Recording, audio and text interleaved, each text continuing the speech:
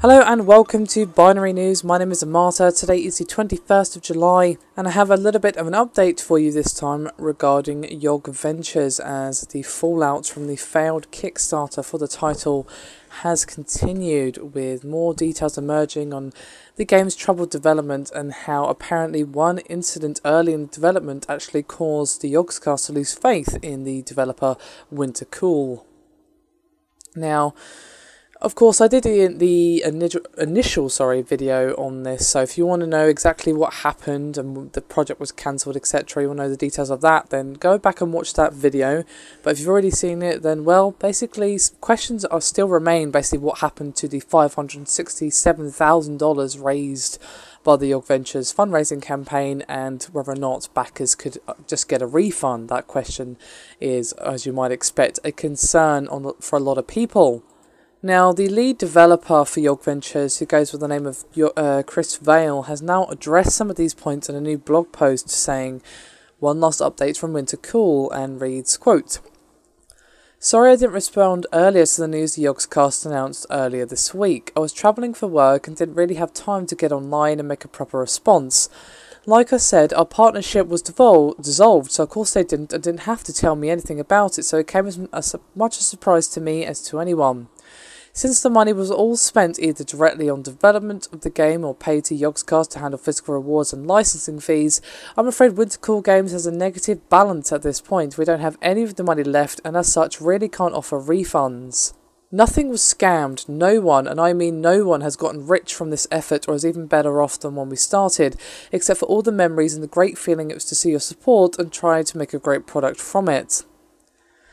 Now, Vale also revealed some details on an early rift between the Winterkewl guys and the Yogscast that kind of soured their relationship a little bit and caused tensions to arise really early in the development, which probably didn't bode well and of course probably played a role in the eventual cancellation of the title.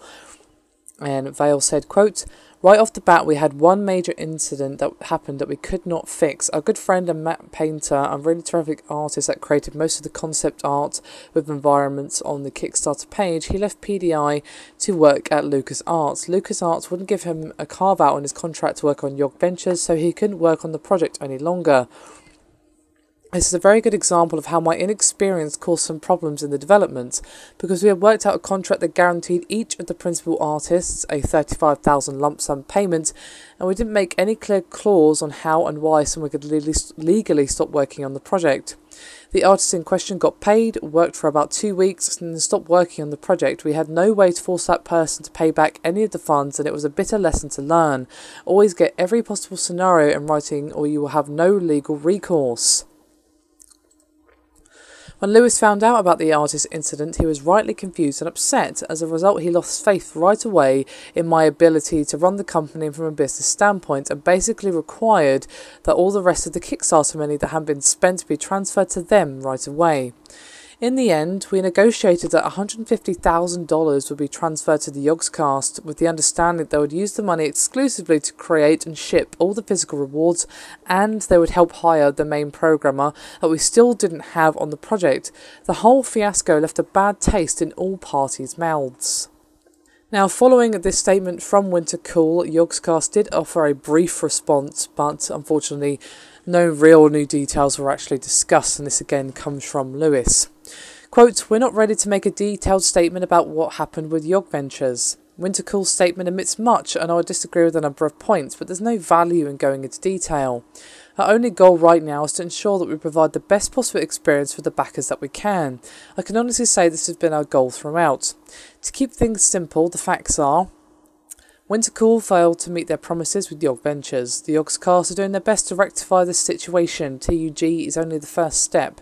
Any monies the Yogscast have received in connection with the project has been spent on the project.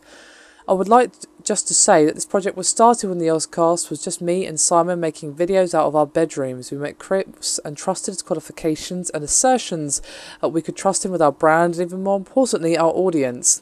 Needless to say, I'm upset and embarrassed, but strongly believe the backers will end up getting far more value and a far better result than they originally anticipated when they backed this project." So there you have it, guys, the latest update from the whole Yogventures fiasco. To be honest, each side of the development, you know, the Winterkewl guys and the Yogscast, I think each had their part to play in the eventual failure.